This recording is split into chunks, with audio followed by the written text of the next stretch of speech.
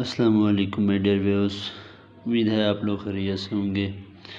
आज एक नई वीडियो के साथ हाज़िर हुए हैं जो कि बहुत अहम है 9th क्लास के बच्चों के लिए और 8th class 6th 7th 8th class जो कि अभी पेफ के पेपर हो रहे हैं उनके लिए बहुत अहम है कि काफ़ी सारे बच्चे कहते हैं कि सर हमने तो पेपर फुल करके आए थे और बहुत अच्छा लिखा था, लेकिन उसके बावजूद हमारे नंबर नहीं फुल आते।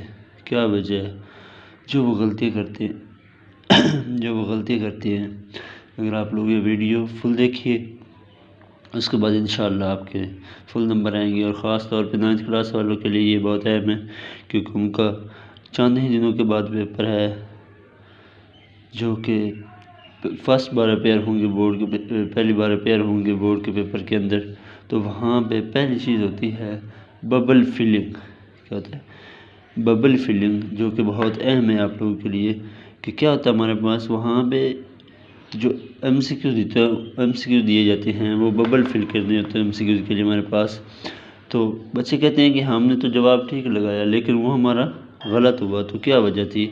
वजह ये होती है बच्चे कि आपका जो पहले नंबर पे ये बात है कि आपने जो बबल फिल किया या तो वो आपने हाफ फिल कर दिया फिर भी रॉन्ग है, या फिर आपने हाफ फिल किया तब भी रॉन्ग है, या तो आपने इतना फिल किया कि वो इंक बाहर चली गई उस सर्कल से तब भी रॉन्ग है। तब आपका ट्रू कब होगा? जब आपका सर्कल से बाहर इंक नहीं फैलनी चाहिए और एग्जैक्ट सर्कल के अंदर ही फिल होना चाहिए, क्योंकि ये MCQ कंप्यूटर के ऊपर चेक होते हैं। इस वजह से अगर थोड़ी सी भी वहाँ पे सेंसर होते हैं, अगर थोड़ी सी भी आपको गलत हुआ ऐसे कटिंग हुई तो वो रॉन्ग हो जाता है हमारे पास।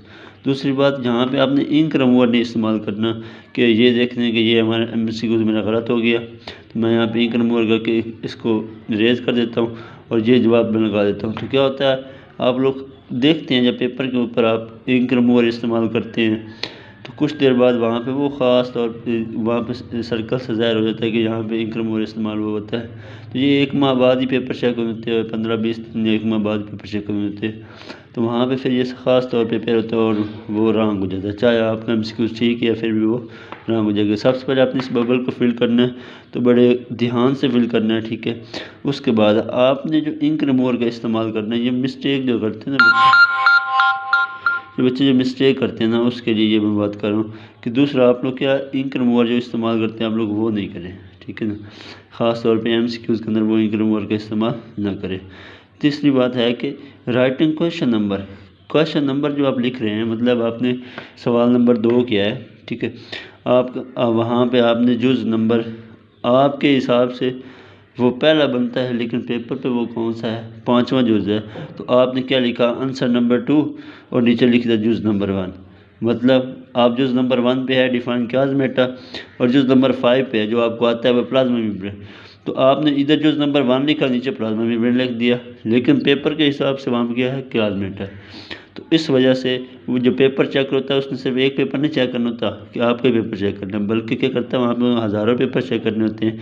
इस वजह से आप लोग देख के नंबरिंग लगाया करो ताकि पेपर जो एग्ज़ामिनर होता है चेकर होता है उसको क्या करे, उसको आसानी हो और उसको कोई मुश्किल ना आए, कोई मिस्टेक ना, उसको अंडरस्टैंडिंग में उसको कोई मिस्टेक ना आए तो फिर वो गलत करते चाहे आपका जवाब ठीक भी हो। ये आपने जुज़ बड़ा ख्याल से लगाना। अगर आप 5वां जुज़ लिखा रहे हैं तो यहाँ पे 5वां जुज़ ही लिखें, ना कि आप लोग पहला या दूसरा या तीसरा लिखें, ठीक है। फिर इसी तरह आंसर नंबर 3 पे जाएंगे तो आंसर नंबर 3 पे लिखने के बाद आप लोग फिर वहाँ पे इस तरह जुज़ नंबर डालते फिर लॉन्ग क्वेश्चन के अंदर जाएंगे। उसके बाद जो हमारी अहम चीज़ है कि वो है कि आप पेपर करें, ठीक है। तो उसके अंदर जो उसके लिए अहम नहीं होता, इररेलेवेंट पैराग्राफ हम लिख देते हैं। इररेलेवेंट पैराग्राफ क्या होता है? हमारे पास प्लाज्मा मेम्ब्रेन का था सवाल और वहाँ पे हमने उसके अंदर वो क्लासमेटा और ये स्टोमेटा ये सारी चीज़ें लिख दी। तो वह क्या हुआ, फिर पेपर जो चेक करते हैं वो देखेगा यार ये तो क्लासमेटा इसने लिखा हुआ, हालांकि प्लाज्मा मेम्ब्रेन का सवाल था तो वो क्या करेगा? रॉन्ग कर देगा, ठीक है। इररेलेवेंट पैराग्राफ हमने नहीं लिखना। उसके बाद है ओवर राइटिंग का क्या मतलब है कि जिस तरह हम लोग लिख रहे हैं अभी एक सवाल, ठीक है ना, ये देखिए आंसर नंबर 2 हमने लिखा प्लाज्मा मेम्ब्रेन के ऊपर, यहाँ तक हमने ये सारा कुछ लिख लिया, ठीक है। यहाँ से कुछ छूट गया, दरमियान से ना भूल गया मुझे, तो क्या हुआ? कि आगे मैं लिख रहा था सवाल, मुझे याद आ कि यार मैंने यहाँ पे लिखना था, यहाँ पे ये भी आना था, ठीक है।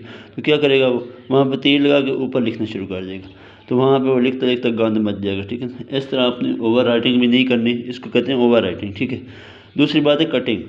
कटिंग आप लोग बिल्कुल हरगिज़ ही ना करें क्लास पेपर के अंदर, क्योंकि कटिंग पे बहुत बुरा असर पड़ता है कि आप लिख देते हैं यहाँ पे कुछ भी आपने लिखा, उसके ऊपर ना कट कर दें। जब आप इसके ऊपर कट करते फिर कहते नहीं अभी ये नज़र आ रहा है नीचे से, अब कहते फी और इसके ऊपर मतलब है ना इंक फैला देता हूँ। फिर वो जब वो यहाँ से तो उसने कट कर दिया, कटिंग कर दी, उसके ऊपर फैला दिया, लेकिन जब उसने देखा नीचे फुल पेपर के ऊपर इंक फैली, फिर उस पेपर इम्प्रेशन बहुत ही गलत जाएगा पेपर चेकर के ऊपर, इस वजह से आपका वो नंबर अच्छे नहीं आएंगे, ठीक है। उसके बाद यूज़ ऑफ कलर मार्कर के बच्चे इस्तेमाल करते हैं, हमारे पास रेड ग्रीन ये वाले मार्कर्स इस्तेमाल करते हैं। इसको हरगिज़ नहीं इस्तेमाल करना, क्योंकि आपका पेपर सिर्फ एक बंदे ने चेक नहीं करना, बल्कि वहाँ पे पहले पेपर चेक होते हैं, उन्हें चेक करना होता है, फिर उसके बाद आगे फर्दर उसका हेड जो होता है उसने चेक करने होते हैं, 2-3 बार चेक होते हैं। तो जहाँ पे सिर्फ अलाउ होती है बिलियो और ब्लैक और बिलियो मार्कर इस्तेमाल कर सकते हैं आप लोग, उससे अलावा और कोई भी मार्कर आप लोग इस्तेमाल ना करें, ठीक है। उसके बाद हमारे पास है कि टाइम वेस्टिंग डिज़ाइन, जिस तरह हम लोग ना मतलब है वो करते रहते हैं कि यहाँ पे हमने बोर्ड लाइन लगा दी, वहाँ पे कोई डिज़ाइन बनाने शुरू कर दिए, आंसर नंबर 2 लिखा तो उसके ऊपर कोई डिज़ाइन बनाना शुरू हो गया। इस तरह अगर आप टाइम डिज़ाइन के बनाते रहेंगे ना पेपर के ऊपर, तो आपका टाइम वेस्ट होगा। टाइम वेस्ट होगा मतलब क्या है कि आप लोग जो पेपर प्रॉपर अटैम्प्ट करना था वो नहीं कर पाएंगे, ठीक है। ये तो थी कॉमन मिस्टेक जो बच्चे करते हैं पेपर के अंदर, जिसकी वजह से बच्चे क्या होते हैं हमारे पास कहते हैं हमने अच्छा तो लिखा था लेकिन नंबर फुल नहीं आते।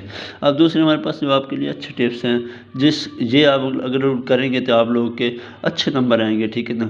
पहले नंबर ये है कि draw margin line. Margin line क्या करना है आपने स्केल को इस्तेमाल करना है, ठीक है। उससे क्या करना है, साफ सीधी छोटा स्केल नहीं इस्तेमाल करना बल्कि बड़े वाला स्केल इस्तेमाल करना है, ठीक है।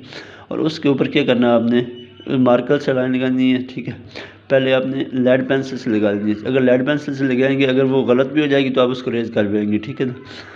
उसके बाद आपने क्या करना है, इंक पेन जो इस्तेमाल करना है वहाँ पे ये रेड बिलियो या ब्लैक पेंसिल नहीं इस्तेमाल करनी, बल्कि क्या इस्तेमाल करना है, इंक पेन अगर इस्तेमाल करेंगे आप लोग तो बहुत ही अच्छा इंप्रेशन पड़ेगा पेपर चेकर के ऊपर, ठीक है। और बहुत ही अच्छा लिखा जाएगा इंक पेन से, ठीक है। उसके बाद आपने वहाँ पे जो मार्कर इस्तेमाल करनी है वो ब्लू और ब्लैक होनी चाहिए, ब्लू और ब्लैक होनी चाहिए, ना कि वो रेड ग्रीन ये वाली मार्कर नहीं इस्तेमाल करनी है आपने। अगर ये मार्कर इस्तेमाल करेंगे तो आपको पेपर के ऊपर वो गलत इंप्रेशन पड़ेगा। अगर आप ब्लू ब्लैक मार्कर इस्तेमाल करें तो क्या करें, आपने हेडिंग देनी है, ठीक है, उसके नीचे पता क्या कर अंडरलाइन कर दे, जिस तरह मैंने किया हुआ, ठीक है। इस तरह ब्लैक से लिखा है तो ब्लू से अंडरलाइन कर दें, ठीक है। इस तरह आप करेंगे तो पेपर के ऊपर जितना पेपर नीट एंड क्लीन होगा उतना पेपर का इंप्रेशन आपके चेकर के ऊपर अच्छा पड़ेगा और वो आपको अच्छे नंबर देगा, ठीक है। तीसरी बात है अप्रोप्रिएट हेडिंग।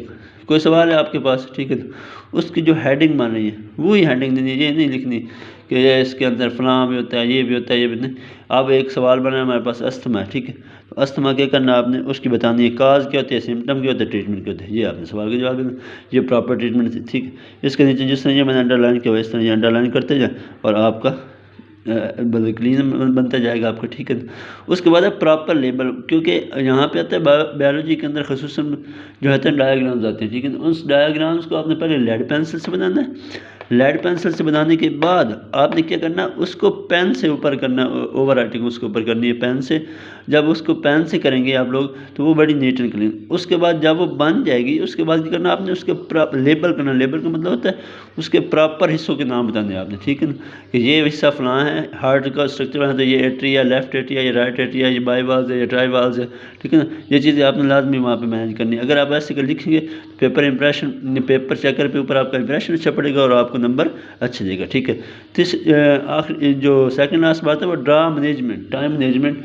आपने वक्त को ख्याल रखना है, आपने ये नहीं करना कि पहला सवाल कर रहे हैं आप लोग, ठीक है, और उसके अंदर आपने 5 सवाल करने, तो आपने क्या करना शुरू कर दिया, 7 सवाल करने शुरू कर दिया। अब दो सवाल आपके एक्स्ट्रा करें तो वो वाला आपका टाइम ज़ाया हो रहा है कोई नहीं हो रहा।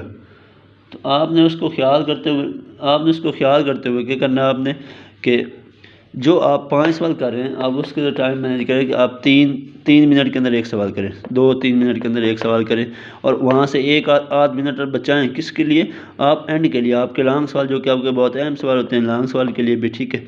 और वहाँ पे एक लाइन छोड़ते जाएं ताकि क्या हो, आपको बाद में कुछ याद भी आ जाए तो फिर आप वहाँ पे अभी आप लिख सकते हैं, ठीक है।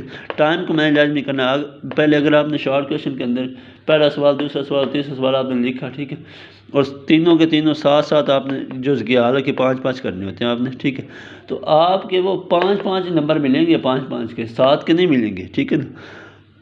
लेकिन अगर आपका एक भी लॉन्ग क्वेश्चन छूट गया तो क्या होगा आपका, तो आपको वो पूरे नंबर नहीं मिल सकते, ठीक है ना। हालांकि ऊपर जो आपने एक्स्ट्रा किया उसके आपको नंबर नहीं मिलने, ठीक है ना, लेकिन अगर आपने छोड़ दिया तो उसके नंबर कट देंगे, ठीक है। उसके बाद क्या है, आपने ये इस लाजमी ख्याल रखना, क्योंकि ये बहुत ही जो पेपर करने वाला बच्चा होता है उसके लिए ये बहुत ही ज़रूरी होता है, ठीक है ना, अच्छे बच्चों के लिए। तीसरी बात है, आखिरी बात हमारे पास है वो draw a flow sheet diagram long question के लिए आप एक फ्लो शीट डायग्राम बना दें। मतलब क्या है आपका, फ्लो शीट डायग्राम कहते हैं जिस तरह हमारे पास मैंने बनाई इधर अस्थमा है, ठीक है, मैंने अस्थमा लिखा, नीचे क्या लिखा, उसकी काज क्या किसी की वजह से हो सकता है वो लिख लिया, जैसे सिम्टम लिख लिया, जैसे ट्रीटमेंट लिख लिया। नीचे मैंने फिर उसी को यही जो मैंने लिखी थी सिम्टम काज सारी चीज़ें, इसको फिर फर्दर मैंने नीचे एक्सप्लेन करके लिख दिया। यहाँ पे क्या होगा, पेपर के ऊपर जो पेपर चेकर होगा उसके ऊपर इंप्रेशन अच्छा पड़ेगा। अगर इंप्रेशन अच्छा पड़ेगा तो यकीनन वो आपको अच्छे नंबर देगा कि वह बच्चा पढ़ने वाला है, इसने बहुत अच्छा पेपर लिखा। और साफ लिख होना चाहिए, पेपर क्लीन और नीट एंड क्लीन होना चाहिए। अगर नीट एंड क्लीन नहीं होगा तो वो पेपर आपका अच्छा नहीं माना जाएगा, ठीक है ना। तो इन चीज़ों का आपने ख्याल रखना है। अगर इन चीज़ों का आप लोग ख्याल रखेंगे तो इंशाल्लाह आप लोग अच्छे नंबर लेंगे। और ये 9th क्लास के बच्चे खसूस देखें, क्योंकि उनका तकरीबन 4 दिनों के बाद पेपर है, ठीक है, और उनके लिए भी ये बहुत अहम वीडियो है, ठीक है। 8th और 9th 7th 6th उनके लिए बहुत अहम है, जो कि पेफ का पेपर होने वाला है, क्योंकि वहाँ पे भी बबल फिलिंग ही है, MCQs बबल फिलिंग ही है, ठीक है ना। तो उम्मीद है आप लोगों को समझ आ गया होगा। आप लोगों को वीडियो अच्छी लगे तो लाइक करें, सब्सक्राइब करें, शेयर करें, बेल आइकन प्रेस करें। मिलते हैं नेक्स्ट वीडियो में। अल्लाह हाफिज़।